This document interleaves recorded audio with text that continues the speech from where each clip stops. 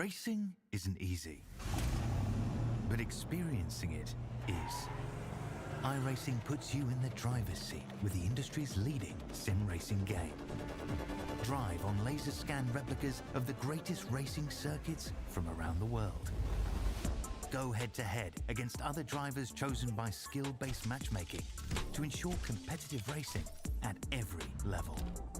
Compete across all your favorite series. In officially licensed cars, engineered to deliver the most accurate driving experience possible.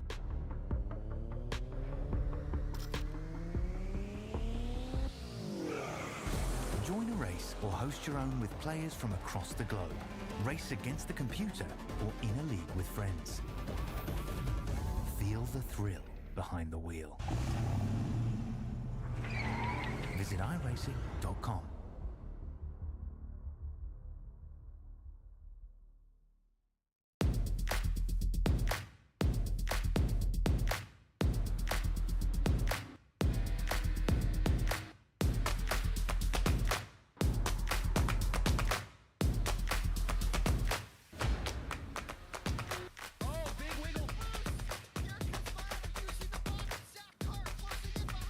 And here comes Milo, big run out of 4. He's going to be there. Tristan Martin's there. Cannot count out to 37. Oh! No, gets burned! Cabot, where did he come from? Here comes Slack. A punch from the 33. It's a drag race. The Magic Man wins it Auto Club.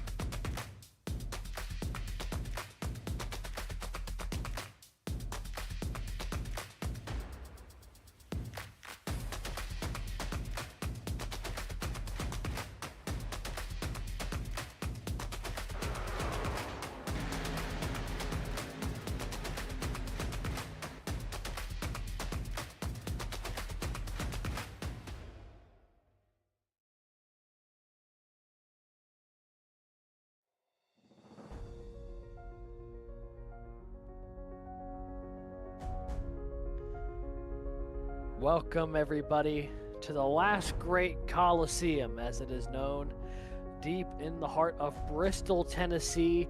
This high-banked half-mile has proven time and time again to be one of the greatest battlegrounds in all of stock car racing. And tonight, the Overtake iRacing League's Xfinity Series will do battle here in Bristol, the famous Bristol Motor Speedway, the site of our 7th race of this Xfinity season, coming to you live here on Vspeed. I will be your host once again tonight. I'm Alex Gagnon, and alongside me in the booth, although you won't get to hear him, it'll be producer Christian Hill showing you all the fun shots we get to see as we cover this action here tonight. It's going to be 180 laps here from Bristol coming up in just a couple of minutes. But those of you who might be joining us for the first time, let's take a look here at our current point standings after 6 races and get you up to speed on some of the names you need to keep an eye out for here tonight. Jim Ott picked up his first victory of the Overtake iRacing League schedule last week at Indianapolis. So that puts him not only on top of the points, but also gives him that first win in the column and locks him in to the OiL Xfinity playoffs. The other drivers locked in: Alex Penn, Andy Kurtz, Tony Iverson, and the only multi-time winner so far this season in Michael Kostick. But as you can see, the points here still pretty fierce throughout that top 20, especially when you're looking through 10th through the back of the playoffs. They're around 14th. They take 16, but that 10th through 14th battle, a lot of cars all within the same grouping.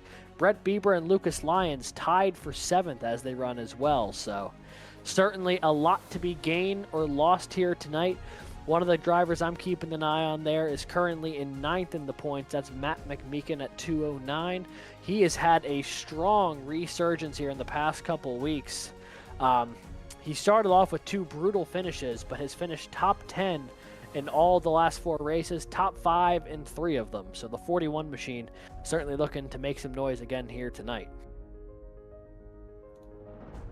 But that is our quick look at the points here. As far as the schedule is concerned, we were at Indy last week. Today we are at Bristol, one of the last few short tracks before we get to the playoffs. As you can see, the only other short track left on the calendar will be Richmond in a few weeks' time.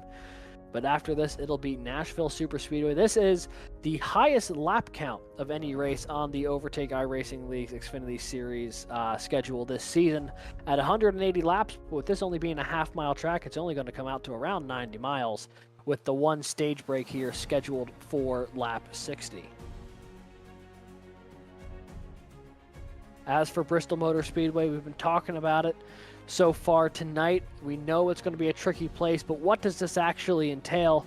Well, 30-degree banking in the corners lets you really keep that throttle down, and it really flattens out on the straightaways. I know a lot of drivers, when they first take to the track in Bristol, have a lot of difficulty coming off of turn 4. That 30-degree banking down the 5 on the front stretch makes it really tough. The car can really bottom out on you, and if you're too happy on the throttle, you will lose the back end of that car. But this place has been putting on absolute classics ever since it's opened in 1960. I mean, you can count the memorable moments in your head, and you'll probably have enough to run out of fingers to start counting them on in a moment's notice. I mean, this is just one of those iconic venues in stock car racing, and I think we'll get to see another classic here tonight, as the OiL Xfinity Series has not disappointed yet this season.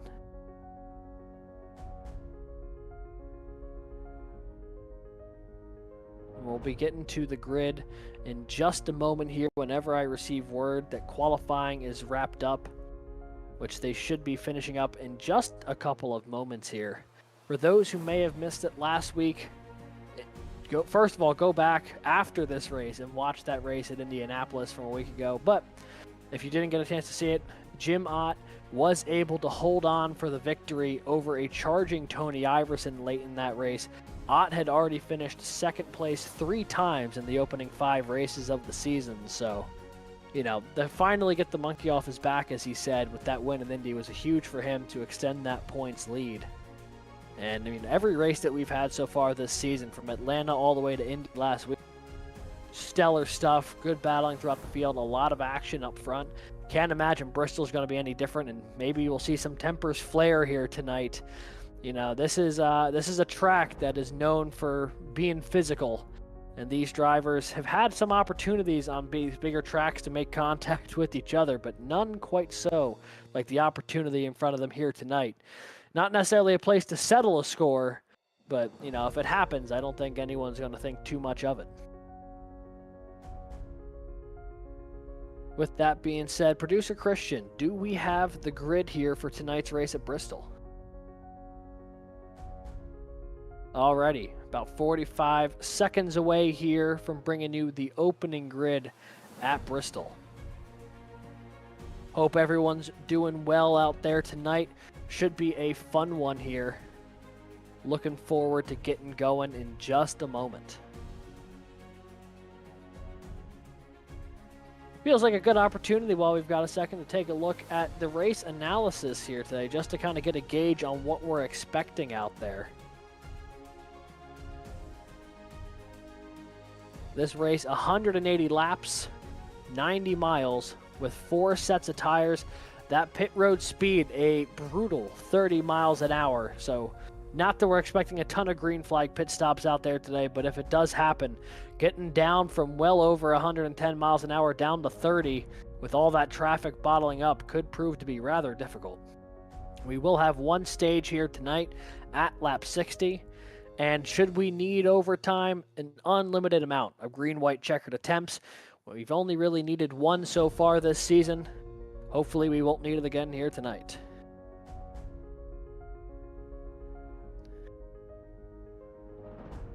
And now it is time to show you the grid tonight from Bristol. Putting it up on pole, it's the 15 of Matt Grenier. A great start to his day. He has not had the best of luck so far this season, but a great opportunity here for Grenier to take advantage of this. Rolling off on the front row alongside 2-time winner Michael Kostick. In row 2, it is the 32 of Brett Bieber, looking to improve on his 10th place finish from a week ago, lining up alongside Cody Anderson in the 42. Row 3, it's the 5 of Andy Kurtz and the 2 of Mark Morton, making his OiL Xfinity debut. Jason Harrison in the 44 will roll off 7th alongside Bobby Hall Jr. in the 94. Alex Penn in that number 30 machine rolls off 9th. Last week's winner, Jim Ott, rolls off 10th. 11th will be Drew Prohl in the 80. Michael Nash in the 60 there in the 12th position. Daniel Cunningham in that 08 will be rolling off 13th. Wes Wiegand, that number 88 machine, in 14th. Kyle Mays in the 55 will be rolling off 15th here today. And the winner from Atlanta, Tony Iverson, will roll off 16th. 17th will be the 31 of Blake Hensley. And in 18th right now, Dustin Reinstedel in the 11. One of the few Toyota Supras in the field. 19th, it'll be the 114 of Travis Bieber. And on his outside, the 56 of Craig Schroeder in that Ford Mustang. Justin Ray rolls off 21st with Tom Hull in the 93 and 22nd. Lucas Lyons in the 48 rolls off 23rd alongside Michael Cole in the 67. And rolling off from 25th here today, it will be the 41 of Matt McMeekin. So a driver who's had 3 top 5s in the last 4 races. He's going to have to really work for it here today to try and get back up there and maintain that streak that he's on. Huge opportunity, though, for Matt Grenier in the 15th. And in the 15, he finished 6th last week at Indy, his best finish of the season. He's looking to capitalize on that here with potentially a win here tonight at Bristol that would effectively lock him in to the OiL Xfinity playoffs. That would be a huge boost in the standings for him. Still a long way to go for him to get that done, but he's put himself in really good position to do so here, qualifying on the pole. So Grenier and Kostick with Bieber and Anderson there in row 2. Taking a look at the track conditions. Not an overly hot track, hot air temperature, but the track not too much hotter here as a lot of it is in the shade. But not all of it, which may prove to be a bit of a challenge for these drivers, a bit of a variable bit of grip there between the front stretch and the back stretch. The pace car is going to peel off this time by, I believe, once they make their way into 3 and 4. And then we will have the green flag in the air. Yeah, lights are off on the pace car, which means we will have the green flag in the air next time by to get this battle going from the last great Coliseum.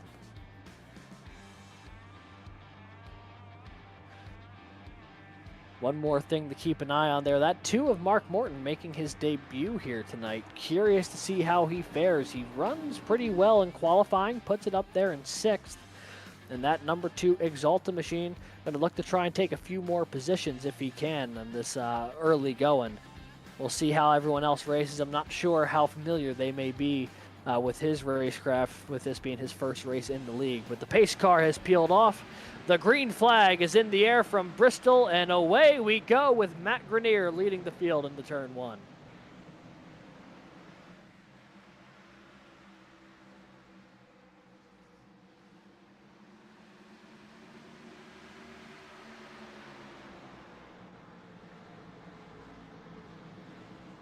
And the field will start to thin out, trying to find their own little bit of real estate out there. And so begins trying to find that rhythm that is oh so important here at Bristol. You don't really have time to think. You just need to have it devoted to muscle memory. Grenier and Kostick out to that early launch ahead of Brett Bieber. Andy Kurtz already up into the 5th position here. Cody Anderson struggled on that opening lap, dropping all the way back to 7th. As Kostick now on the back bumper of Grenier, he might look to the high side here at the 15. Side by side into turn 3. But Grenier might be able to, not quite able to clear him yet. He was almost able to clear the nose of the 8. That being said, he would have turned him if they stayed like that. Side by side they remain through 3 and 4. This battle for the lead here early on. Kostick's got the nose ahead that time around. He will lead that lap, but he is not clear yet of Matt Grenier. Now we'll make the pass coming off of turn 2, and we've officially got a new leader here on lap 6.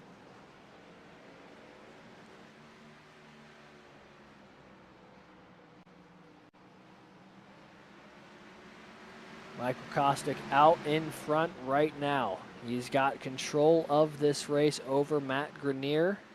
Brett Bieber already nearly a second back. This field is really starting to spread out a little bit, trying to find their own bit of real estate.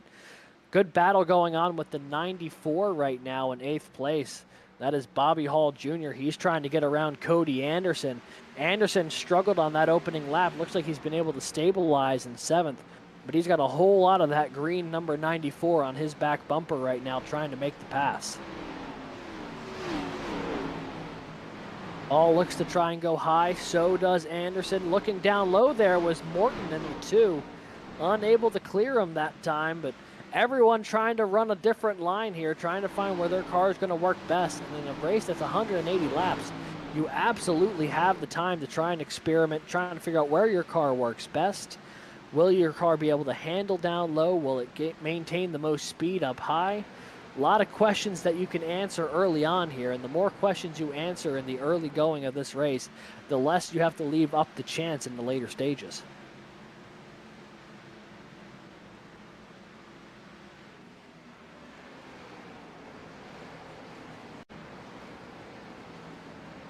Looking a little farther on back here, you've got the 55 of Kyle Mays. He's under some pressure right now. That is the 88 of Wes Wiegand on his back bumper right now. Wiegand looks to the inside, had about 3/4 of a car worth of room there, but didn't try to shove it in and force the door open. Would have been a little early on, I'd imagine, for a bit of a moving a driver out of the way, as we're only on lap 14. So that 88 will maintain 15th position for now, but we'll look to try and get to the back bumper of Mays once again. Looking back up front, we've got Brett Bieber here. This is the car running in the top 5. He's got some pressure from behind in Jason Ayerson. This is the battle for 4th as they run. Kurtz had cleared the 32, and now there's a bit of a freight train developing behind Bieber right now. You've got the 44 of Jason Ayerson in there. You've also got the 30 of Alex Penn. And then as this battle's been going on, the 42 and the 94 are starting to reel them in as well. Ayerson had the block up high right there. Looked like Alex Penn was taking a look to his outside. Might be looking to do so again on this corner. Now he's to that outside door of the 44. Gonna roll that high side, trying to maintain that momentum. And he is firmly alongside the 44 now, and both of them stuck behind the 32. Brett Bieber trying to play a little bit of defense against both of those guys, running low in the corner and then coming up high on the corner exit to take away that outside lane. And here comes Anderson to the mix as well, as Alex Penn will fly right on by. He's picked up a couple of positions in the last few laps. Anderson and Hall will as well. Brett Bieber, that was not the line to be running on the inside, it would seem. He lost out a ton of time to all of those guys. Looks like Jason Ayerson might get around on the outside as well. Yes, he will. So Brett Bieber was running 4th just a few laps ago. Now being scored in the 8th position, as this battle between Anderson, Penn, and Hall has not given up just yet either. The 42 looking to run high here off turn 4. Can he get around Alex Penn going through turns 1 and 2? He's got the nose ahead, and he will clear him. So Cody Anderson had a fast car in qualifying, fell back a bit, but now he's working his way back toward the front. Now that things have started to settle in a little bit. Meanwhile, just ahead of them, the battle for second rages between Matt Grenier and Andy Kurtz. That 5 machine looked to the inside for a moment, unable to make the pass, and now stuck on the inside as Anderson's going to run that good effect. He's going to look to the outside, almost make it 3 wide there on corner entry, but instead he'll slide back in behind the 15 as they start to go around one of those lap cars there in the 67 of Michael Cole. And that will actually set a pick, with the big loser being Andy Kurtz, as both the 15 and the 42 will clear. And now Anderson looking to the outside of Grenier in this battle for second. And he will take that position away, so a good start to this race for Cody Anderson. He's on a warpath to the front. Matt Grenier right now trying to hold on to third as Andy Kurtz and Bobby Hall right on his back bumper. Michael Kostick has nearly opened the lead out to a second with all this battling going from second on back. And from third through fifth, it is unrelenting here. Grenier, Kurtz, and we're on board right now with the 94 of Hall. And you could just see how close those quarters were. No room for error from those guys. There's maybe a little bit of contact there between the 94 and the 5. If not, it was really close coming off the corner. Hall will clear and now looks to the inside of the 15 and the 3. Furious action to start this race here from Bristol. Already 29 laps gone. Doesn't take long. They'll have those laps tick away here at Bristol, with each lap being around 15 seconds. So, you know, we're only a few minutes in and already the lap's ticking away about a sixth of the way through this race. Kurtz trying to get around Hall on that outside as we're watching off the back bumper of Matt Grenier. Put it on pole, currently running in third place. A decent start to this race right now, but he's got a lot of traffic looking to get around him. As you see Kurtz trying both high and low, trying to find anything to get around this 15 right now. But in the early going, it looks like a lot of cars find their best success on that high lane, and it's tough to pass if you don't get that high side. The 42 of Cody Anderson figured that out early. Now it seems everyone else is on board with that plan as well. Although you've got the 44 of Jason Harrison making some moves to the inside. With everyone getting freight trained on that outside line, the 44 has gotten around Penn. He's gotten a nose ahead of Andy Kurtz, and he's got a nose to the bumper of the 15. Everything getting checked up a little bit there behind Grenier, and Jason Harrison actually going to make that move on the inside work, and he'll move up into the third position. Kurtz trying to follow suit to the inside here. The 15 just trying to hold on to this top 5 with all the might that he can. But Kurtz will get around. Penn will get to the inside, and look who's appeared onto the screen here. It's last week's winner, Jim Ott in the 4. He has slowly crept into the picture as well, currently running in the 8th position. It is close quarters right now for Grenier and Penn, Hall, and Ott. 2 by 2 through the corner. Easier said than done here at Bristol.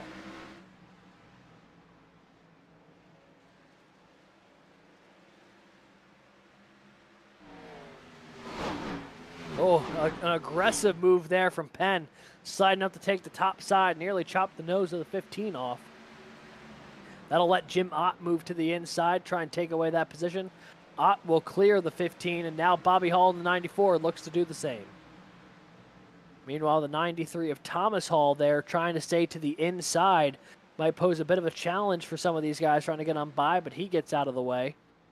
So everyone will continue their run to the front. Cunningham and Nash looking to almost make it 3 wide there on Grenier. That battle will continue. This is at the back part of the top 10 right now. We're seeing the 15 really just trying to hold on for dear life at the moment. Cunningham will have a nose ahead. The 15 back to 9th. Now make it 10th as Tony Iverson looking to take away the position. Kyle Mays, Michael Nash on the scene as well. Everyone trying to run that inside. Nearly 3 wide. The 55 thought about sticking his nose in there. That got closed off effectively by the 60. But the 55 not overly deterred yet. He might be looking to do it again here in 3 and 4. They're leaving him a gap, but it just closes up so quickly off the corner. So he'll slide in behind the 60 of Nash as the 15 continues to struggle on that outside line. We just continue to watch him fall back here. He definitely will need the stage break to come here sooner rather than later, but we're still about 18 laps away from it. This is the only stage of this race. It's scheduled for lap 60. And I'd imagine we'll see a lot of cars refueling and taking some tires when they can. Another car, a couple of the cars here that we saw qualify in the top 10, Grenier, Morton, and Bieber all starting to fall back a little bit in the early going.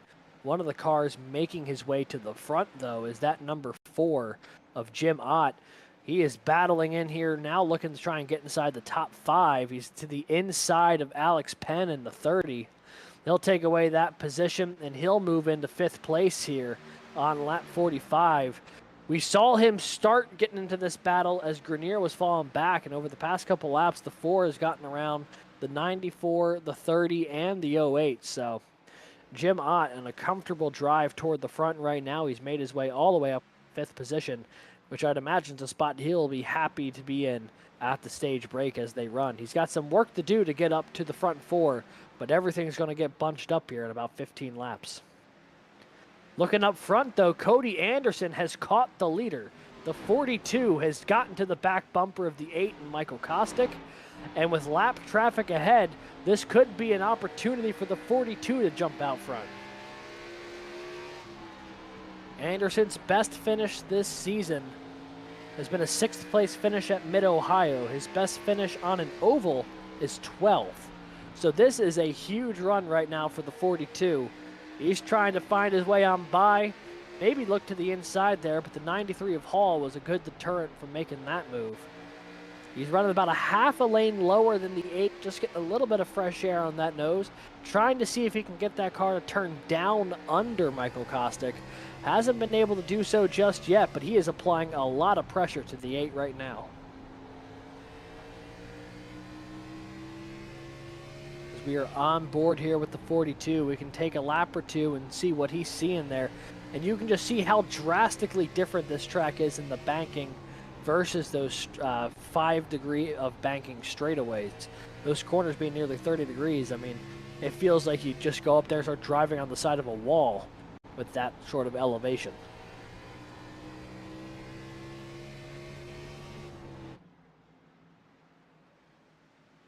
So they're approaching more lap traffic now, the 67 of Cole again, that is actually the 87, apologies. They are trying to roll around the outside there. Will be able to, the 42 lockstep with the 8 right now. Just ahead of them, though, are a couple of cars side by side. This could prove to be a little bit more tricky for the leaders here as they approach. Off the nose right now of the 8, you can see this battle trying to get around the 56 of Schroeder and the 88 of Wiegand.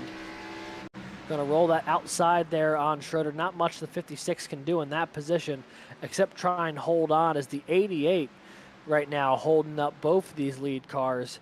Can the 42 find a run? Kostick looks low of Wiegand. Anderson got a good run off the corner that time, but now he'll also look to the inside trying to pull back in with the 8.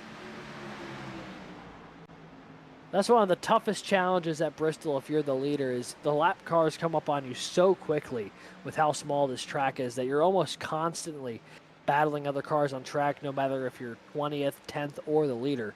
And now we see the 15 of Matt Grenier, the pole sitter, about to go a lap down here in the opening stage.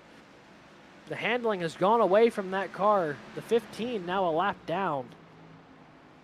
Certainly not the start he was looking for after putting that car on pole.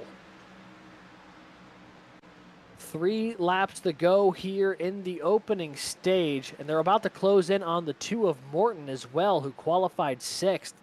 So a couple of those cars that qualified really well maybe had the car set up better for that qualifying trim than the race trim. Nearly a bit of contact between the 2 cars there. Anderson lying in wait. Not sure if he's going to have time to make his move on this final lap for the stage win. If not, it'll be Kostick's 11th, I believe, playoff point of the season. Here we go. Final lap here of the opening stage. Kostick pulls out to a 4-car length advantage, and that will do it here. Stage 1 in the books from Bristol. Michael Kostick will take the stage. Led just about every lap after taking the lead away from Matt Grenier on lap 6. Did not look back. Anderson gave him some pressure, but he'll have to settle for second.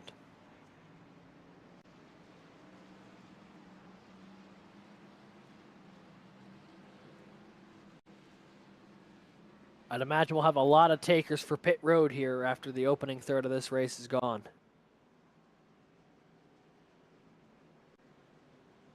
And here they come down pit road. All of those lead lap cars, including Anderson and Kostick. Seeing a few more cars just behind them, got the right sides up. Jim Ott actually going to roll all the way through. He might be on that back side of pit stalls.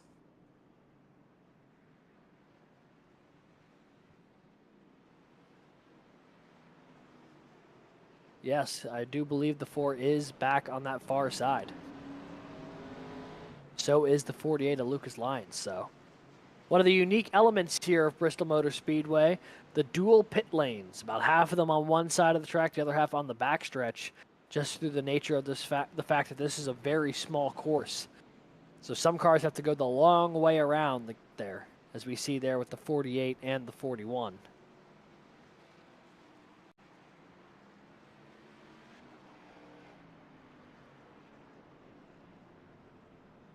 As we see everyone starting to rejoin the track here. Going to see how this all gets sorted out in a second here, but we'll give you the field rundown as they stand. Michael Kostick, the stage winner, currently scored in the first position. Cody Anderson, with a good run there late in the stage, will move up the second. Jason Arison having a really solid day right now in that 44 machine. He had a 5th place finish at Atlanta, has not been in the top 10 since, so this has been a strong run so far for the 44.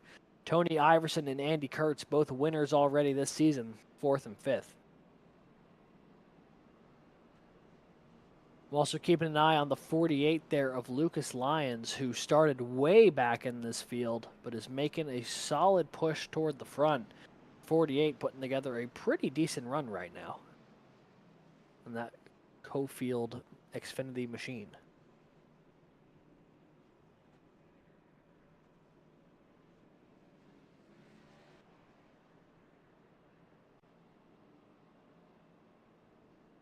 .64 laps in the books. The big question here on the restart will be if Cody Anderson can find his way around the 8. We know he has the long run speed to catch the leader. However, we saw that he struggled the opening lap of this race. Will he be able to avoid the same fate as he did at the start of this race and actually maintain position on the restart, or better yet, try and get around the 8? That remains to be seen here for the 42. Iverson in his best spot so far today, as with the 44 of Jason Arison. They both have had to work their way through the field a bit here and are looking to try and make some noise at the front of the field. Michael Kostick, who had that decent lead for most of the opening stage, now going to be back under pressure once again as the pace car peels off down pit road, and the green flag is back in the air here at Bristol.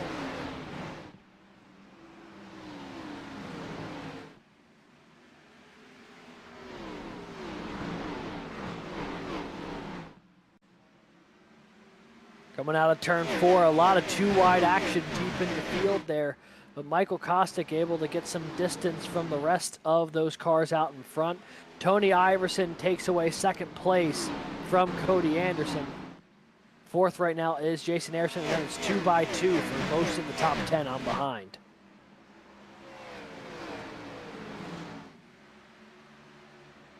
Side by side for 2nd now. Anderson, he's got the nose ahead on Iverson. Can he make the move stick?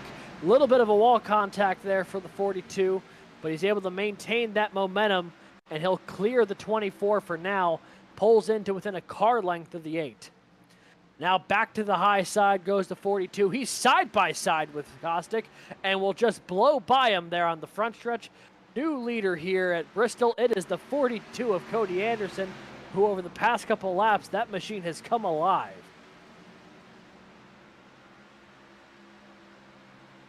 Anderson now with the lead, and he's running that high side to great effect. The big situation there for the 8. He nearly lost it on the inside of turns 1 and 2. He was lucky to keep all 4 wheels under him, but that's going to open the door for Tony Iverson. Iverson now looking to the inside of the 8. Can he make this pass work? Kostick going to close the door now, so he'll hold on to 2nd at this moment in time. But the battling in the top 5 not done yet. Here comes Jason Arison to the high side of Iverson. Bobby Hall right in the mix as well. 3rd through 5th, the battle is on. Arison Almost has cleared the 24. Now will clear the 24. Gets a really good run off the corner and pulls right up to the back bumper of the 8. Jason Arison putting together a really strong run so far in that 44 machine. The 94 of Bobby Hall also with a good run as Iverson starting to fall back through the field here. Arison with a little switch up goes to the inside of Kostick. He's got a nose ahead, but can he clear him? Getting alongside is one thing, making the pass is another. Side by side at the stripe that time around. The 44 seems to be able to really run that bottom better than a lot of other cars we've seen today, and he's in the wall. Contact between the 8 of Michael Kostick, the 44 of Arison, and is starting to collect other cars behind him. I think there was contact there with the 5 of Andy Kurtz. Man, that battle was just about to get going. Contact between Arison and Kostick puts the 44 in the outside wall. And as he slid back down the track, I believe he caught a piece of the 5 as well.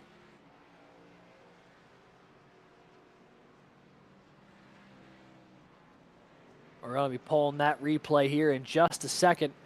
First naturally occurring caution of the night, second official caution after the stage break. Jason Arison was battling for second with Michael Kostick, and it went pretty poorly for the both of them.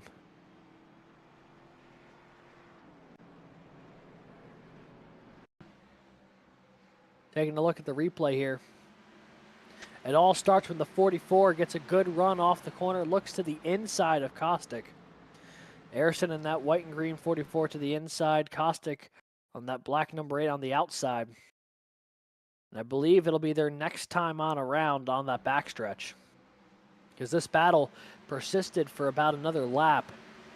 And as they made their way to the backstretch, it was really when Arison thought he might be able to clear the 8 right about here. And as he moved up, there just was not enough room for both him and Kostick, and contact between the two. Both of them end up in the fence, and as the 44 tries to lock it down, he rolls down onto the track, and the back of the 44 will collect the right side of the number 5 and Andy Kurtz. So maybe a bit of damage there as well, as we see the back bumper cover ripped off of the 44.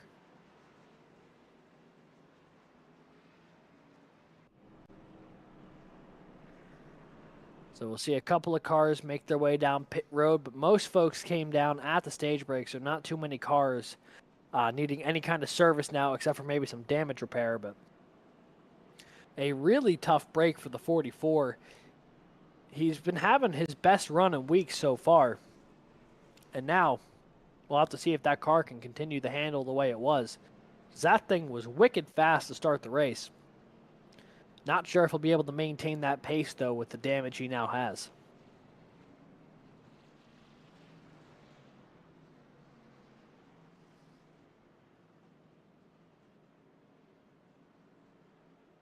So you can see the little recap so far. As many cautions as we've had changes through the opening 80 laps.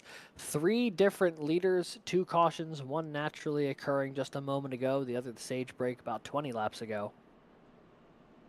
But with that, as they run, I do believe Bobby Hall actually inherited second place as Kostick got slowed up in that tangle with Arison. So the new front row for this restart will be the 42 of Cody Anderson and the 94 of Bobby Hall, who I believe was our pole sitter last week at Indy. So a stretch of good form potentially here for the 94, who also had his best finish of the season in 3rd last week. But we're just about to go green in just a second here as they make their way into turns 3 and 4. We'll see if we can take a look at the leaders. Pace car has peeled away. The green flag up in the air, and we are racing once again at Bristol. Anderson got a really good launch off the corner, caught the 94 a little bit flat-footed, and he'll race off into the backstretch and into turn 3 with the lead as Lucas Lyons now makes his charge for second, trying to run that outside around Bobby Hall.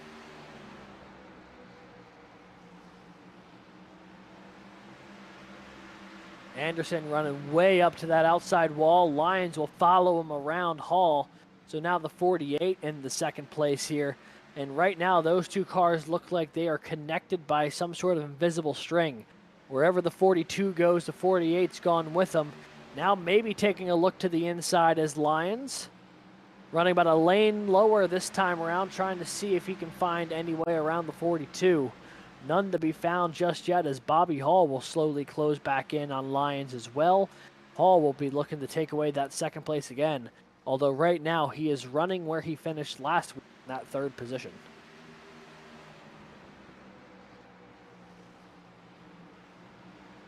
Just about halfway gone here in this race from Bristol, the OiL Xfinity Series live on Vspeed. Hope everyone's having a good time out here watching it. Cody Anderson's been putting on a show over the last couple laps. As we look a little farther back in the field, it's 3 of our winners so far this season, and Kostick, Iverson, and Ott all duking it out right now. Ott and Iverson nearly made contact there. These two cars finished 1 and 2 a race ago at Indy. It was Ott getting the better of Iverson. Right now, Iverson running 1 position better than the car that beat him last week, although this is not for the lead. This is a little farther back in the field, currently scored in the 6th and 7th position.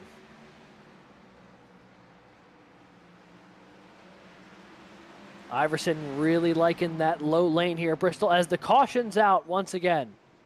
Yellow lights are on. Big contact there for the 38 of Justin Ray. The 56 of Craig Schroeder also slow in the corner. We'll have to try and pull up the replay and see what happened, but the 38 of Justin Ray gets that thing towed back to pit lane. The front end of that car has been completely severed. Whatever got him pretty good.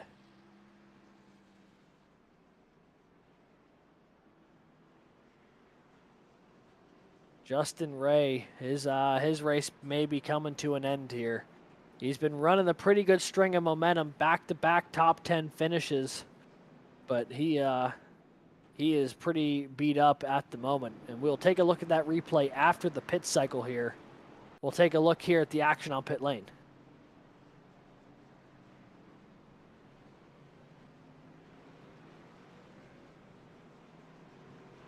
Wes Wiegand had some trouble getting to his box. I'm not entirely sure what that was all about.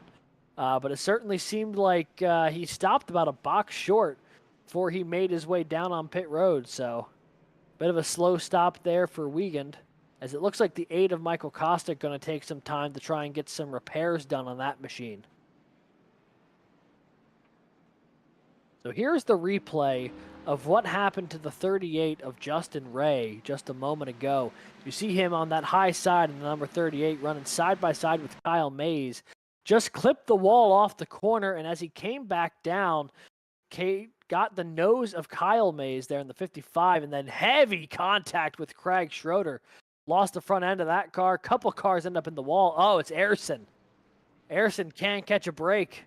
Back-to-back incidents the 44 has gotten a piece of, although the 56 of Schroeder and the 38 of Ray definitely got the heaviest parts of that. I mean, there was nowhere for the 56 to go except clip the side of the 38. And as for Justin Ray, just a little bit of wall contact got that car out of sorts, and as he went to go catch it, when you're running side by side and you lose control of it, there is a tendency where you could hit the guy next to you, and that's exactly what happened there. And it ends up being potentially a race destroyer here for the 38.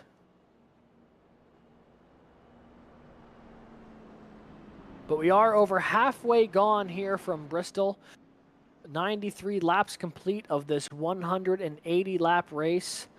The only stage was back on lap 60, and that is done and dusted. So this will be, barring any natural cautions, the straight shot to the end. Right now, Bobby Hall will lead him to green with Daniel Cunningham there on his inside. Matt McMeekin, Kyle Mays right now scored 3rd and 4th. So some differing pit strategies we're seeing here on lap 93 between some of the cars that had been up front and a couple of the cars looking to get that track position to stay up front.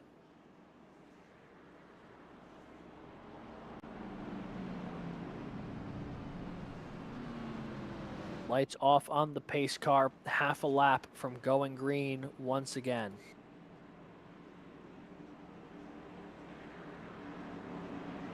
That 94 has had a really strong run the back couple races that we've had so far this season. An 8th place finish at Iowa and then a 3rd place finish at Indy. He has really turned it on late, trying to make a bit of a postseason push as the green flag's back in the air. A great launch for the 94, taking the 55 with him. He might just go around Cunningham through 1 and 2. Yes, he will. And now the battle for the lead becomes Bobby Hall and Kyle Mays. Look at Kyle Mays to the inside. That car had a really good run through 3 and 4. He's got a nose to the inside of the 94, but can he keep it there? Not this time around. He'll slide back in behind the 94. Hall electing to take that middle line and then slowly pinch on down as the 55 tries running that inside, trying to get the nose to the inside corner of Bobby Hall. Some great battling going on there. We're taking the onboard shot. You can see exactly what he's seeing as he tries to get under it. You can also see the sun down here in Bristol. That's going to drop those track temps down significantly and really change the handling of those race cars. Andy Kurtz nearly got a piece of the 55 there. He wants some of this action in this battle for the lead, as now Mays gets an inside corner for a second on the 94.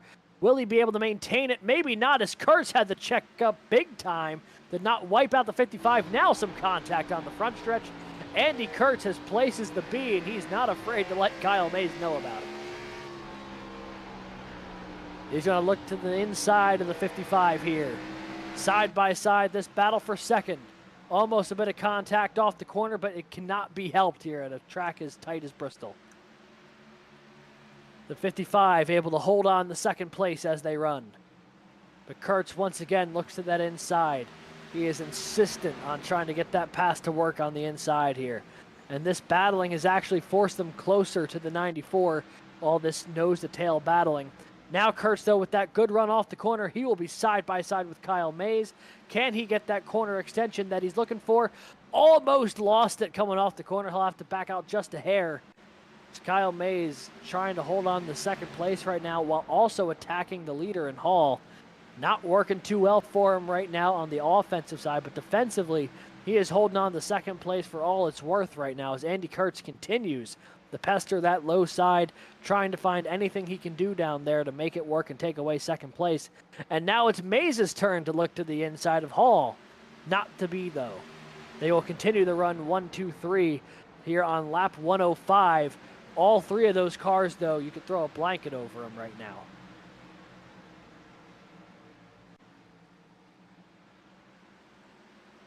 Some fantastic battling. Now Kurtz looks to the outside. A change of strategy here for the 5. He'll look to roll that outside on the 55. He gets it to work. He knew that 55 was struggling to make the passes work on the inside, so Kurtz found his gap to go high, made it work, and now looks to the inside of Hall for the side by side off of turn 2. Kurtz gets that advantage, having less track to cover, but just does not get the speed on corner exit quite like Hall does. He's got a nose ahead and will lead that lap, but is not clear going into 1, but he will clear him coming off of turn 2, and we've got a new leader here at Bristol. Andy Kurtz in the 5 will be taking the point for the first time here this evening.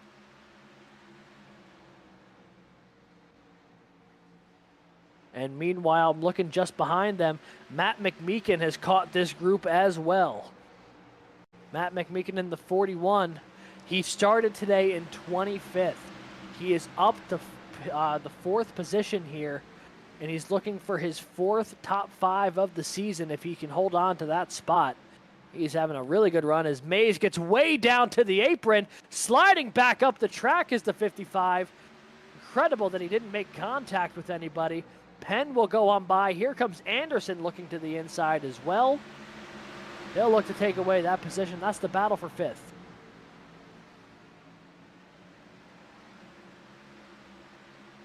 Anderson's got that nose ahead, but can he clear Kyle Mays?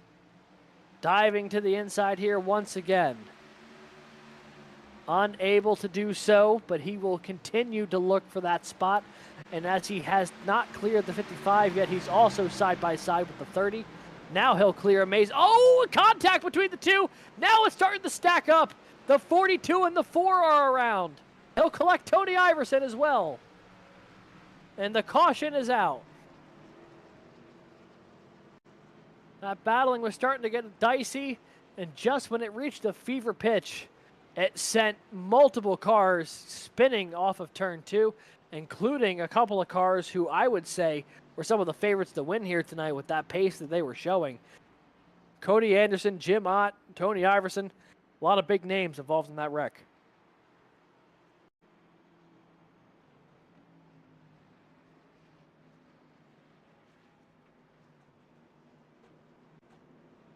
And on lap 114, they're going to bring it down pit road and try and get those things patched up.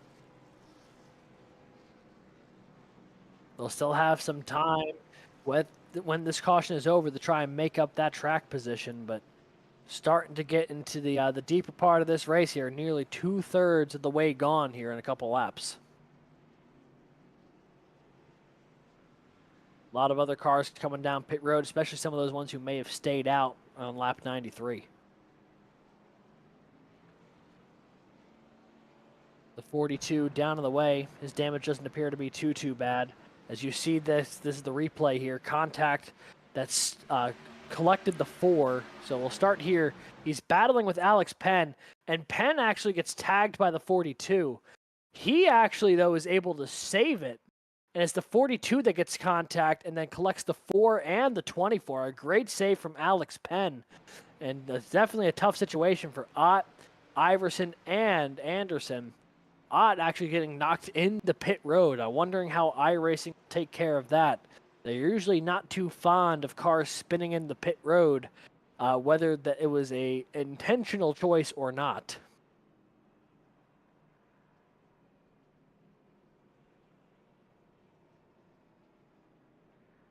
So it looks like Anderson dropping to the tail end of the field here. As Iverson will bring it back down pit road, probably trying to get a little bit more repairs done on that machine. Or actually, no, just dropped it down to the apron. Saving maybe a little bit of fuel, trying to let some people on by. See the 44 coming off of pit road. He's probably trying to get some damage repaired too. He was parts of the 3rd wreck and directly a part of the 2nd wreck. So he's had a bit of a tough night there. But he has a fast car if that thing can work his way back up to the front. We know he's got the speed when the car is healthy. How healthy is the car now, though, becomes the question.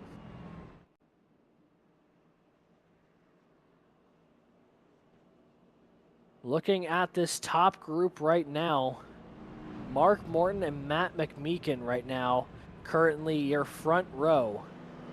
A couple of cars who, one qualified 6th, the other qualified 25th. But now they find themselves in the front row. Travis Bieber and Wes Wiegand, row 2. Dustin Reinsettle and our pole sitter Matt Grenier has worked his way back into row 3, with Lucas Lyons, Andy Kurtz, Alex Penn, and Bobby Hall rounding out the top 10.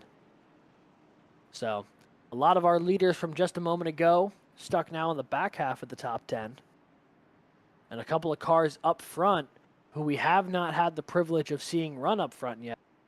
So be curious to see how they fare. Pace car peels off. 18 of the 25 cars still on the lead lap here as the green flag goes back in the air on lap 119. McMeekin will lead them to the backstretch. Here comes Travis Bieber, though, who has a checkup big time as the 2 nearly collected the 114 off of turn 2. Travis Bieber will again look to try and run that outside line through 1 and 2. Morton, though, going to try and close it off, I'd imagine, once again. So that opportunity gone by the wayside for Bieber that time around. Now he looks to the inside of the 2 as the 2 looks to the inside of McMeekin for the lead. Morton trying to pass McMeekin for the lead here, side by side off the corner. McMeekin will get that run, and Bieber tries to follow him through, and the caution's out once again. The 60 of Michael Nash looks to be slowed up. Another car, maybe the 24 of Iverson. I think the 31 of Hensley was down on the inside wall. I think we're seeing the 67 of Michael Cole in there as well. A lot of cars potentially torn up in that one. The age-old adage of cautions breeding cautions. seeming to be true here tonight, as once a couple started happening, is starting to snowball.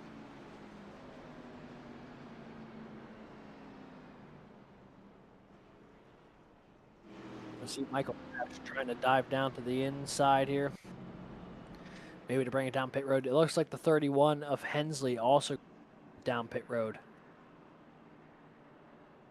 The 11 and the 114 also making a stop here to pit lane, as is the 32 and the 41. So a lot of cars using this as an opportunity, whether they were involved or not, to make a stop to pit lane, maybe try and top off for the rest of this race.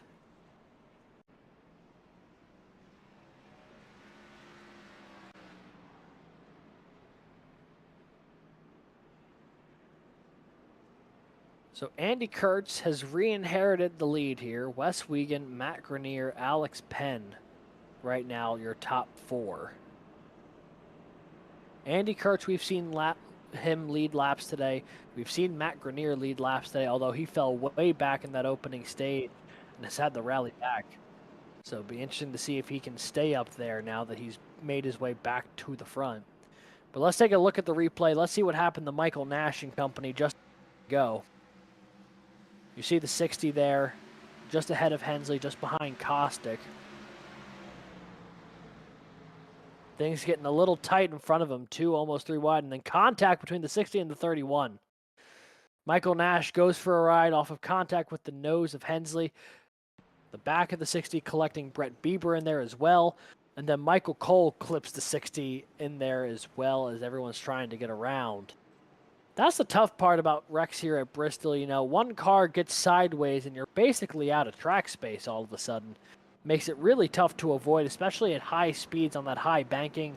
Sometimes you lock the car down, you fully slam the brakes, and yet you're still drifting and sliding all over the place because the banking's simply so high that no amount of brakes are going to stop you from falling down to the bottom.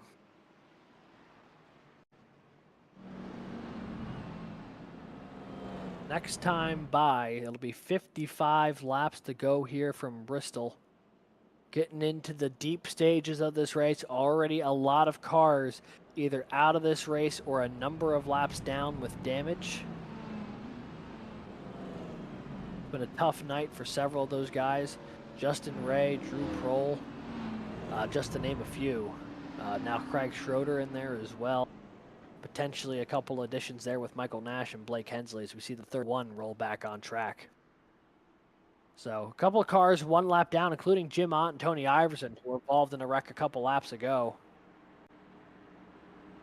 This field's starting to thin out, becoming a bit of a war of attrition. Bristol. They don't call it the last great Coliseum for nothing.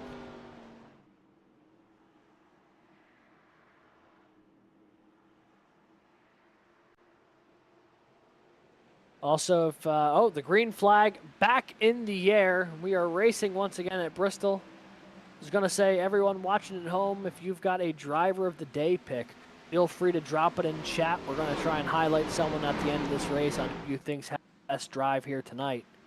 So be sure to let us know if you've got a thought on that. This battle here, 2nd through 6th, already getting crazy. Alex Penn trying to get around the high side of Wiegand, trying to close the gap, but unable to do so, and now Kyle Mays tries to follow him through as well. Mays slides into the 3rd position, Penn in the 2nd. Wiegand relegated the 4th, and it might be more, as now here comes Bobby Hall and Matt Grenier. They will go on by, but back up front, Alex Penn has closed into the back bumper of Andy Kurtz.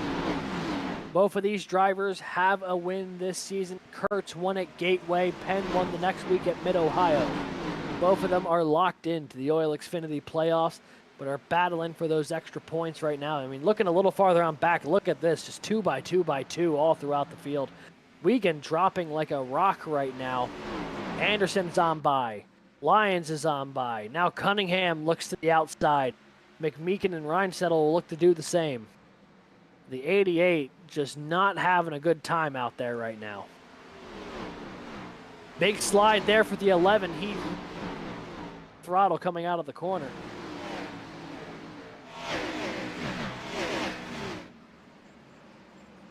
We see him trying to hold on to the tail end of this field here. He had gotten really loose off of turn 4. Looks like he's back up the speed. Matt Grenier battling. Oh, big contact there for Anderson. And he's, not going to save it. Oh, I thought he was going to be able to hold on to it. Oh, and contact there with Iverson.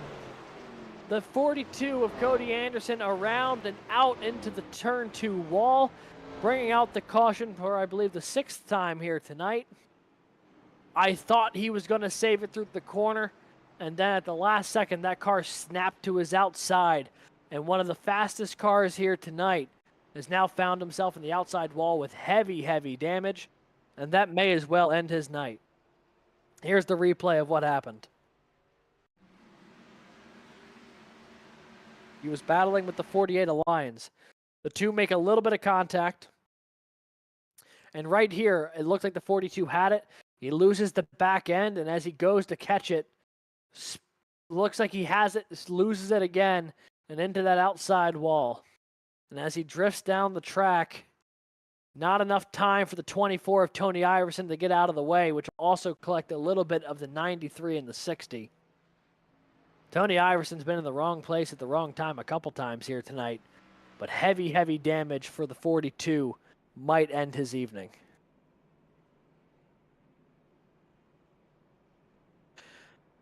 The Tony Iverson machine's left front wheel is not rolling. That car might have more damage than I initially expected it to have. His day might also be over. He was already battling from that earlier crash a lap down in 17th, but it might have gone from bad to worse here for the 24 as he will nurse that thing back to pit road.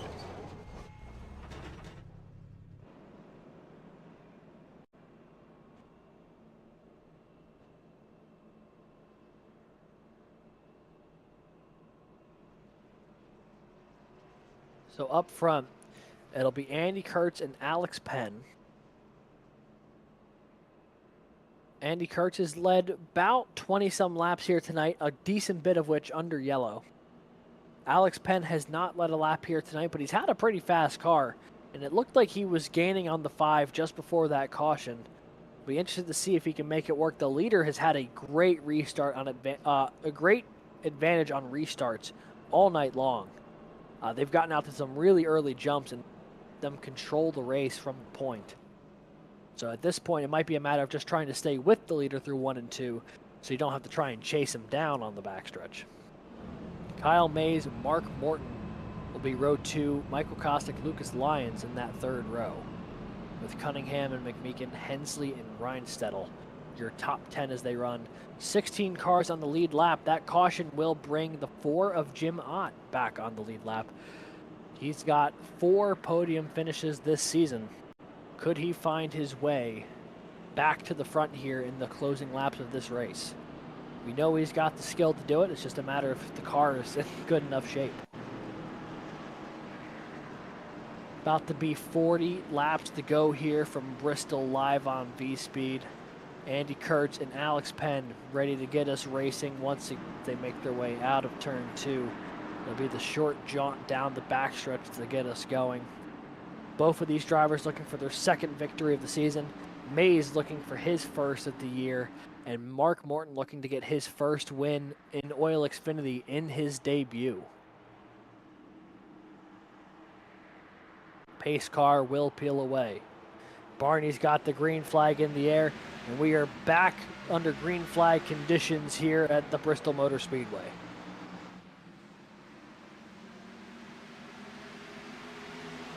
Penn will roll around the outside of Mays. So he will hold on to 2nd place for the 2nd now, but maybe not for long. That 55 has not gone away on that inside. Side by side they go for 2nd. Side by side they go for 4th. Morton and Lyons duking it out just behind Penn and Mays. Oh, nearly some tight squeeze in there coming off of turn 2. No contact though, the battle continues. Alex Penn's got the nose ahead. He'll look to try and track down Andy Kurtz here. Mays and Morton side by side for 3rd. Lucas Lyons into the picture here as well. That 55 trying to hold on to what he can, but the inside does not seem the place to be right now. Morton looked to make the pass to the inside there. If Penn wasn't able to make it stick, the outside seems to be the dominant place to be on these restarts. And it's been really tough to pass on the inside. And as I say that, here goes Lyons, not able to make it work. A little bit of contact there between the 30 and the 2. Penn and Morton duking it out for second. You can see this freight train of cars on the outside. Matt McMeekin, the lone car on the inside line there, back in 7th.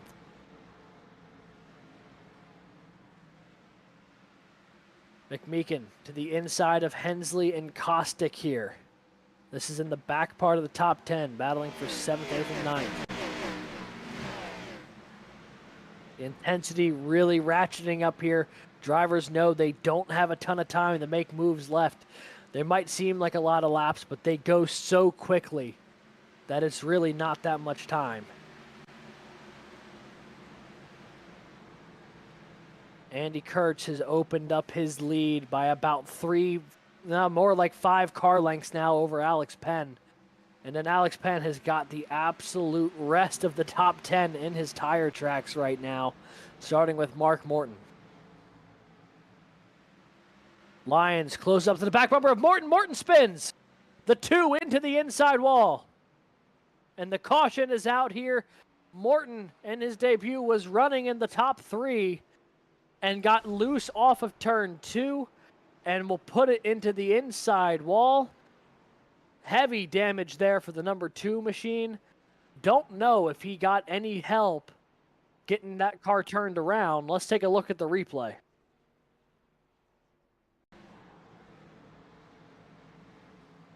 You see he gets a little loose off the corner here.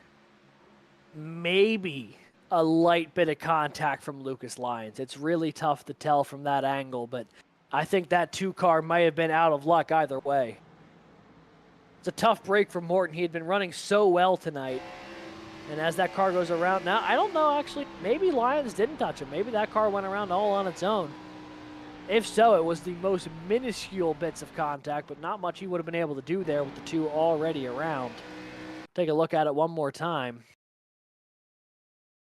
Yeah, the 2's already sideways at that point. I think the 48 just narrowly misses him. But heavy contact there for Morton. Heavy front end damage. That might really destroy a lot of the things inside that. That could be the end of his day, or at least the end of his day in a competitive sense.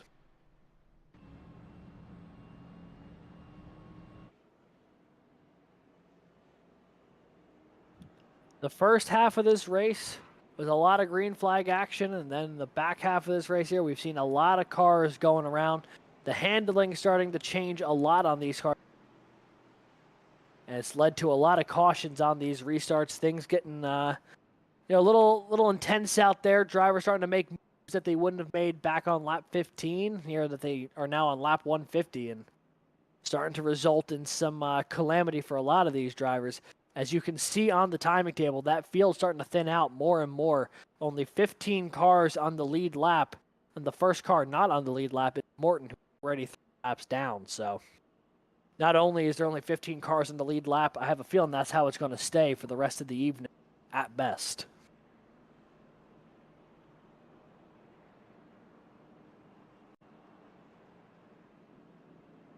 Some of the redeeming factors for the cars that are knocked out of this race, though, is that there have been so many cars knocked out of this race that if you're someone like Thomas Hall or Tony Iverson, you're still at least racking a decent bit of points from the cars behind you.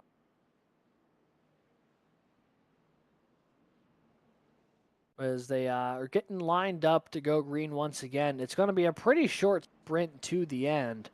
I mean, when they go green, I think on lap 155, it'll be 26 laps to the finish and 15-second laps, roughly. I mean, we're looking at only a handful of minutes left to make your move here. Andy Kurtz and Lucas Lyons here on row 1. Matt Grenier and Bobby Hall, row 2. Alex Penn and Kyle Mays, row 3, with Kostick and Reinsettel, Cunningham, and Ott. That 4 car has been slowly working his way back into the picture. He got all the way up into the top 5, got caught up in one of those incidents after coming down pit road, had to work to get onto the lead lap once again, but on that last stint went from 16th to 10th. So that 4 continues to truck along. But the green flag back out in the air here at Bristol. Once again, racing into turn 1. Lyons, Kurtz, he's not going to let the 5 get away too easily. This could be a good battle for the lead here if Lyons can pull off of turn 4.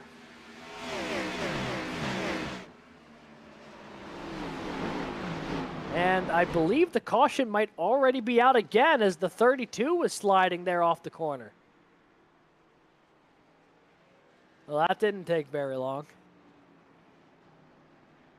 Brett Bieber spins it through turns 1 and 2. And the caution is out once again here at Bristol. It's been a tough one. Drivers having a tougher and tougher time handling out there. The 32 spin there. Don't know if he got any help, but he was definitely sideways in the corner.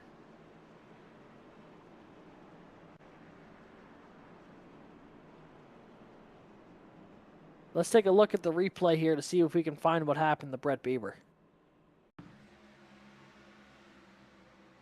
He's on the inside here of Wes Wiegand.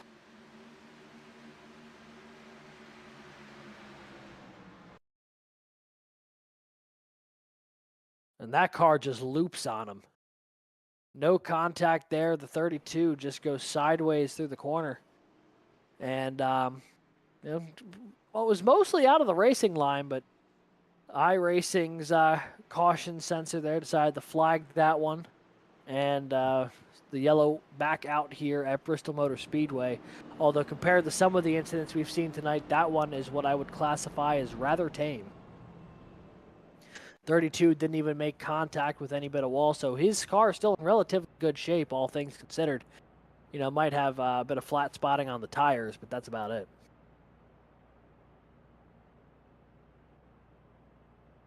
Lucas Lyons did a really good job that time around, staying with the 5, although he didn't have the speed to really pass him. He didn't lose him on the restart, and that's about as close as anyone has been to the 5 here in the back half of this race. That 48 of Lyons still looking for his first victory of the season. He's got 3 top 10s, including a top 5 at Mid-Ohio, but you know, after a 23rd place finish last week at Indianapolis, he's looking for a strong bounce back, and currently a podium spot would do him nicely. Although you know he definitely wants to get that extra spot, get that first win, and lock himself in. Andy Kurtz already locked in by nature of his victory at Gateway in the 3rd race of the season, looking to become the 2nd multi-time winner of the OiL Xfinity to join that club with Michael Kostick. This group bunched up. Matt Grenier has not gone away yet either. Our pole sit way back in the opening stage. Currently still in the 3rd spot, so he might be able to make a run at it as well, and that could be a huge boost in his season after that season best 6th place finish at Indy last week. But the pace car has those lights on, even though they are grouped up 2 by 2. So I guess they'll be going green this time by, which means when they take the green, it will be 19 laps to go. And at a half-mile track, it'll be less than 10 miles left to try and make your move to get to the front.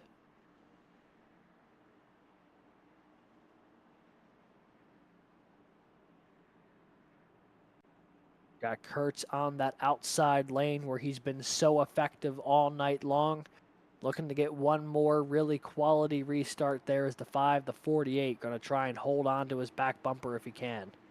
Grenier and Kyle Mays, that 2nd row. Pace car peels off, and here we go once again back into the Coliseum.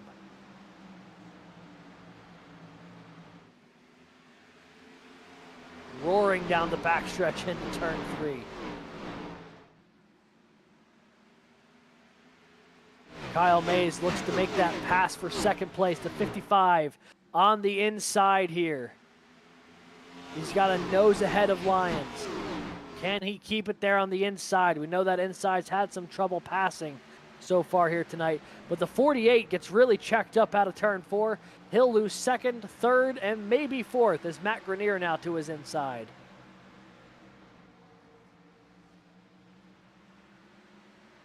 Tight battling there between Lyons and Grenier as they make their way to the stripe. Almost a bit of contact between the two. This battle for fourth heating up right now as Michael Kostick into the picture as well. Kostick, Grenier, and Lyons, 4th through 6th, all battling. Add Bobby Hall to that mix as well in 7th. Lyons holding on the 4th for now, but Kostick gets a great run on the outside. He'll roll that outside line. Here goes Hall to go with him. That inside line of Cunningham, Grenier, and Lyons all checked up off of turn 4. And now they all move to the high side, leaving the 48 by himself down low. The 48 continuing the struggle on that inside line. He loses out to Grenier. Now Cunningham looks to pull ahead. Brett Bieber onto the scene as well. Dustin Reinstedel lurking not too far in the distance. I mean, this is just a tough break for the 48. There's no way to slide up into the outside line. They're just nose to tail, and they're all so much faster coming off of the corner that there's just no place to pop into. He can finally settle in potentially behind the 4, which he will do after losing a ton of positions and falling outside the top 10. Kyle Mays, though, in the 55. He's on the back bumper of Andy Kurtz. He's looking for the lead here with 11 laps to go. He slides it! Wow, we've shot out of there like a cannon, and he's in the outside wall. Not sure what happened there with the 55. He launched that bad boy into turn 3, slammed that outside wall in turn 4, so he will not take the lead, but he certainly gave Andy Kurtz a heart attack, I'd imagine. That was so fast. I don't know how he thought he was going to be able to keep that thing down into that middle lane.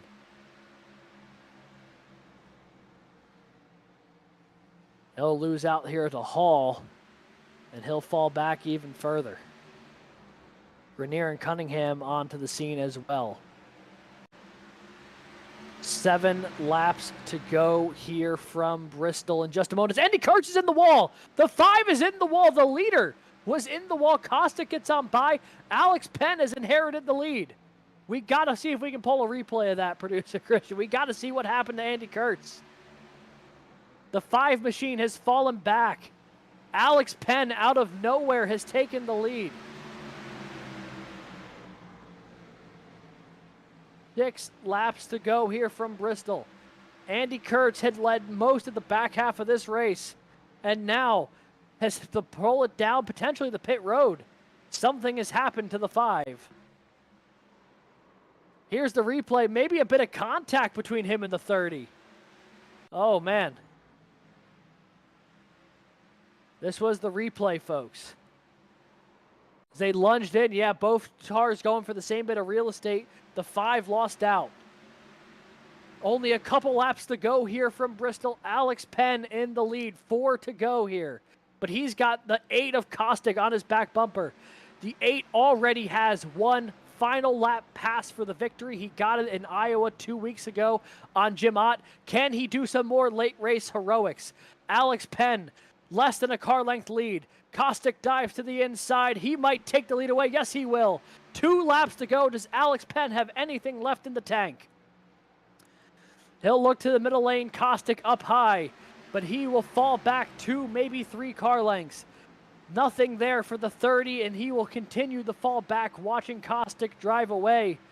And out of nowhere, it will be the 8 of Michael Kostick. He was hovering around the front all day, but when it mattered most, he capitalized. And coming off of turns 3 and 4, the 8 will pick up his 3rd victory of the season. Michael Kostick wins it at Bristol, and he is the first 3-time winner here of the OiL Xfinity Series. 67 laps led. He led almost all of that opening stage and then really fell back through the middle part of that race, but as he's tended to do a couple times already this season, when it came down to crunch time, the 8 was there.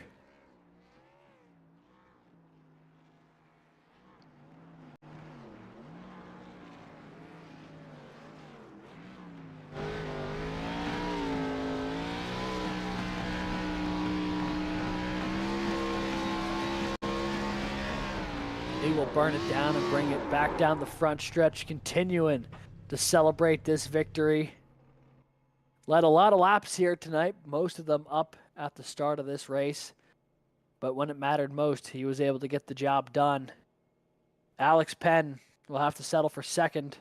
That car just didn't quite handle right after the contact with Andy Kurtz. Kurtz really lost out in that exchange. He had to bring it down to pit road with 6 laps to go. And ultimately, a lot of points that could have been on the table for him are going to be lost.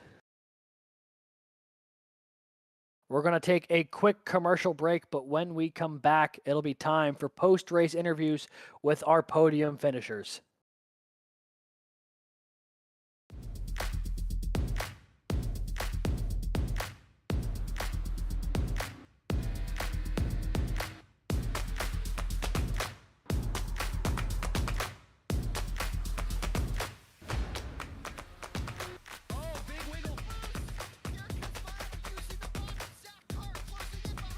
And here comes Milo, big run out of 4. He's going to be there. Tristan Martin's there. Cannot count out to 37. Oh! The wheel gets burned! Cabot, where did he come from? Here comes Slack. A push from the 33. It's a drag race. The Magic Man wins it Auto Club.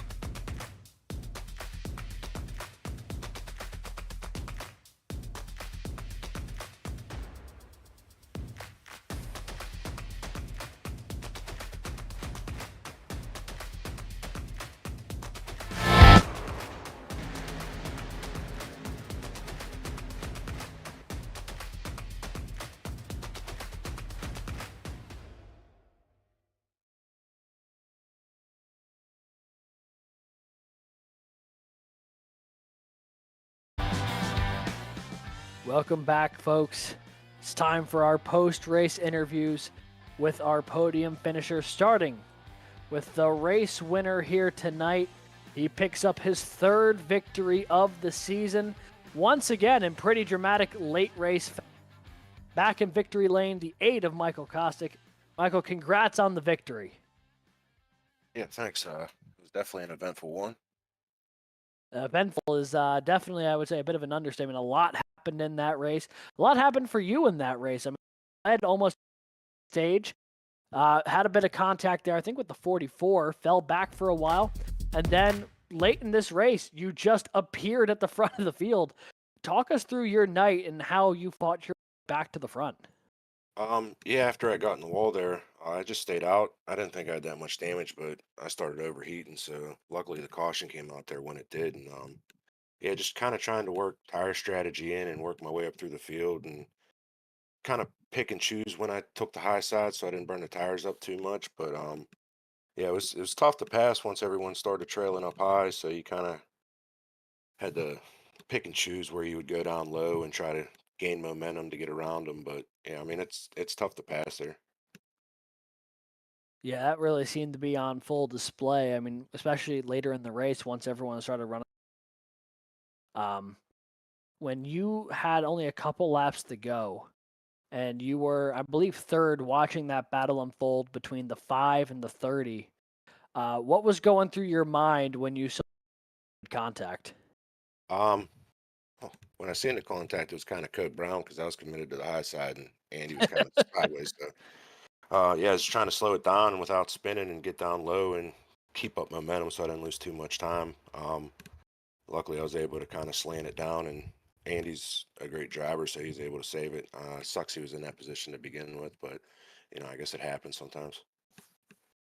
Yeah, certainly. But you were the benefactor of it this evening. You pick up your 3rd victory of the season. I mean, you seem to really be cruising right now through the opening part of this season, especially when it comes to being there at the end. What does that tell you moving into the last few races of the regular season, knowing that you're really starting to make a challenge for that regular season, as well as accumulating quite a few playoff points? Yeah, I mean, I just try to keep my nose clean and be there at the end, whether it's luck or not. If it's luck, I hope it keeps up. But yeah, just kind of keep what I'm doing and hope it keeps working out. Alrighty. Well, anyone you'd like to thank or shout out here before we let you go celebrate your victory tonight? Yeah, thank you guys at Vspeed for doing the broadcast. Alex, Dave, and all the admins for all the work they put into the league. All my teammates at Bandits and C2 Motorsports. Alrighty. Well, thank you for joining us up here in the booth tonight, Michael. Congrats on the victory, and we hope to see you up here again real soon. Thanks, man. Appreciate it. And that was our winner here this evening, Michael Kostick. That number 8 machine was dominant when it mattered most, able to get the job done, just barely making enough time to get around this man, the driver of the 30, who will bring it home second place tonight, Alex Penn. Congrats on the podium, but I'm sure you were hoping for one step higher. I finished where I think I should have tonight because I got into Andy and I still feel really bad about that. I think we probably would have ended up second had we not been able to get around him. So I'm kind of okay with this tonight. Yeah, I mean, that was going to lead me into my next question there of obviously you were battling hard there with the 5 at the end. It just looked like both of you guys went for the same bit of real estate going into the corner there, but what did you see from your end? Yeah, I think you're mostly right, but I'm on the bottom. I had way more room below me than he did above him, so I should have gone lower. Yeah, I mean, it's definitely something that in the moment, tough to tell, but in hindsight, I'm sure it'll be something that people will look at as it goes on. But either way, a great run for you tonight. Obviously, your best run since your victory at Mid Ohio a few weeks ago. Also, your best finish this season on an oval. Does that give you any sort of momentum into the next couple races this year, or is that just a benefactor of doing well here at a unique track like Bristol? I think it does help out with a bit of a momentum. It's kind of funny. I think the last time me and Michael ran together at Bristol was in a separate league, and we both messed up. At one point, I messed up on pit road, and I think he had some sort of issue as well. And it's kind of nice to see the two of us rebound and finish up front tonight. So hopefully we can carry that momentum into the next couple races. Yeah, absolutely. Well, anyone you would like to thank or shout out while you're up here in the booth? For sure. You guys for putting on the broadcast. The rest of the admin team, they always put on a good job for the league. Cornerstone Motorsports for giving me a place to run, teaching me how to run this Xfinity car. Then Aerial Professionals of Western North Carolina, Function Junction Smoke Shop, Gene G's of Waynesville, North Carolina, who were on the car tonight. Mountain View Detailing, and also Waynesville Tire as well. Alrighty. Well, thank you so much for joining us up here in the booth, Alex, and we hope to see you again real soon. Thank you. And that was second place finisher Alex Penn. Comes up one spot short. Nearly got there in the end, but ultimately just missed out with a couple laps to go. And bringing it home, third place tonight for his first finish on the podium this season.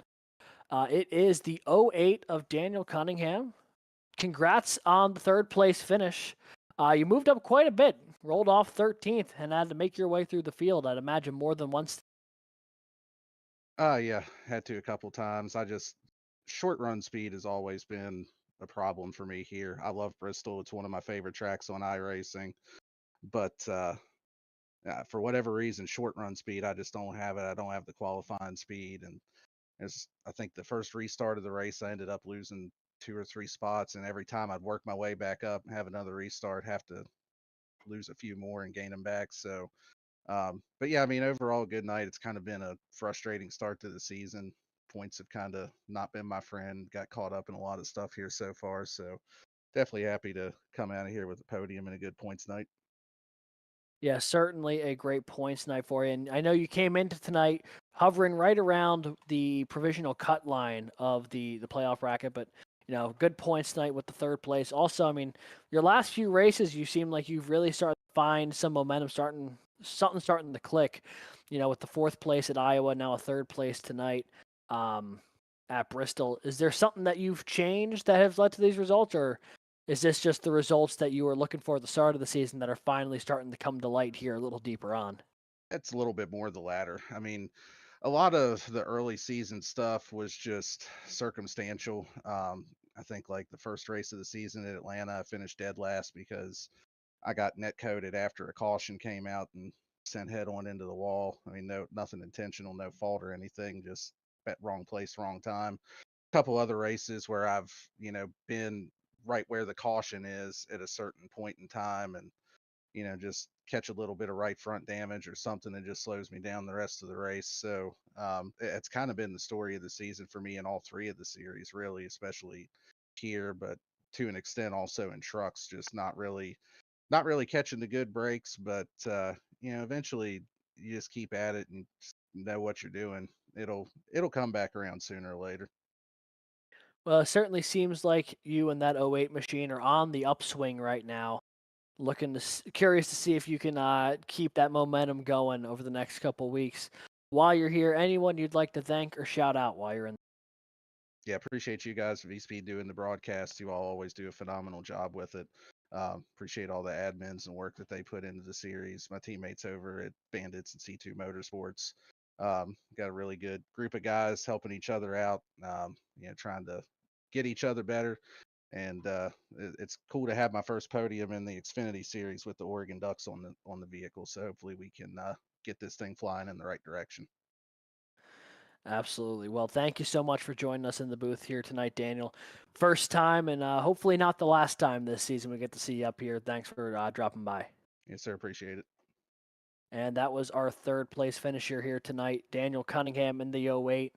Kind of snuck in there late to grab that podium spot, but it wasn't through a lack of speed, just, been a factor of a couple of cars wrecking out late. But that is going to bring us to our final results here tonight from Bristol Motor Speedway. Or actually, no, before we get to that, new thing we're going to do here on the Vspeed broadcast for the OiL Xfinity Series. We're going to name a driver of the day, and I think it would be a fitting pick for the inaugural one to pick our winner in Michael Kostick.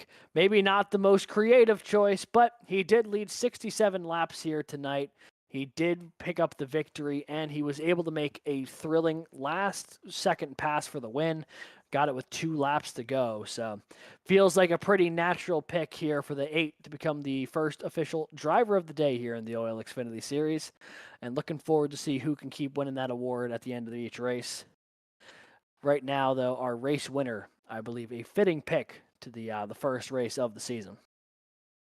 And with that, now it'll be time to take a look at our final results from Bristol Motor Speedway tonight. As we know, Michael Kostick picked up the victory here after leading 67 laps, just ahead of the 30 of Alex Penn and Daniel Cunningham in the '08, who we got an opportunity to talk to. Jim Ott and Blake Hensley round out your top 5 with a 4th and 5th place finish for them, respectively. Brett Bieber, with his best finish of the season, finishes 6th here tonight in the 32. Dustin Reinstedel will bring it home 7th place tonight. And then Bobby Hall and Matt Grenier are pole sitter in 9th, and Matt McMeekin, who went from 25th to 10th, to finish as the last spot in the top 10. 11th here tonight is the 114 of Travis Bieber. Wes Wiegand will bring it home 12th tonight. In Lucas Lyons 13th after starting 23rd as the last car on the lead lap. Andy Kurtz had the lead late, but had the late stop to pit road. He'll bring it home 14th tonight, 2 laps down. Kyle Mays in the 55 15th. Thomas Hall 16th. Michael Cole 17th, with Mark Morton, Tony Iverson, and Cody Anderson in 20th. 21st tonight is Michael Nash, Jason Harrison 22nd, with Craig Schroeder, Justin Ray, and Drew Pro rounding out the rest of the field. And with that, our time at Bristol Motor Speedway has come to a close, but fret not. There is plenty more action in the OiL corner coming in next week. It'll be time to take on the thrilling Nashville Super Speedway in what should be a thrilling event. You can see the calendar there. 115 laps from that very difficult track coming up next week on March 5th. 9 p.m. right here live. Speed should be a thriller as we get down into the nitty-gritty of the. It'll be 5 races left in the regular season, and only 3, what I would dare say, normal ovals, and then got the road course at Watkins Glen and that wild card at Daytona as the regular season finale. So certainly one of the last few chances for those who think they've got that road acumen, especially on those mile, go out there and get it done. There's also going to be plenty more action for just the Overtake iRacing League in general. Their Cup Series will be live right here tonight, or right here tomorrow night, 9 p.m. Wednesday nights at the Cup Series. They've also got that Truck Series that was alluded to earlier on Monday night. So plenty of Overtake iRacing League action to be seen, as well as plenty of action to be found just on Vspeed here. This channel produces races online, just about every kind of series you can imagine. Be sure to like and subscribe to Vspeed here if you want to get more iRacing content delivered to your inbox. It'll be a great place to watch all sorts of stuff, including the OiL series. But for everyone with Vspeed and our producer tonight, Christian Hill, I've been Alex Gagnon, saying thank you all so much for watching this battle at the last Great Coliseum, and we hope to catch you next time.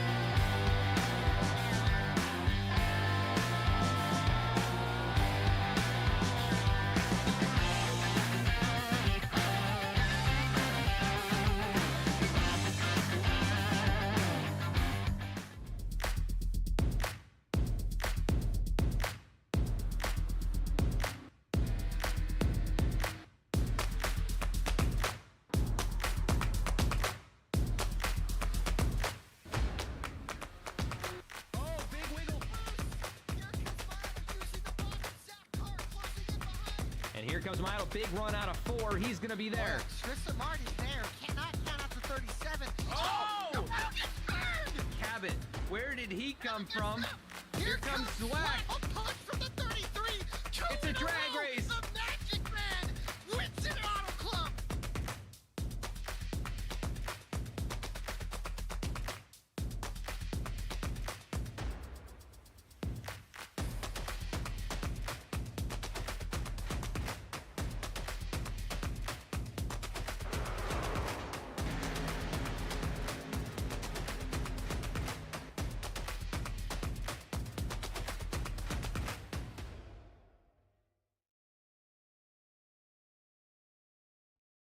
Racing isn't easy, but experiencing it is. iRacing puts you in the driver's seat with the industry's leading sim racing game. Drive on laser scan replicas of the greatest racing circuits from around the world. Go head-to-head against other drivers chosen by skill-based matchmaking to ensure competitive racing at every level. Compete across all your favorite series. In officially licensed cars, engineered to deliver the most accurate driving experience possible.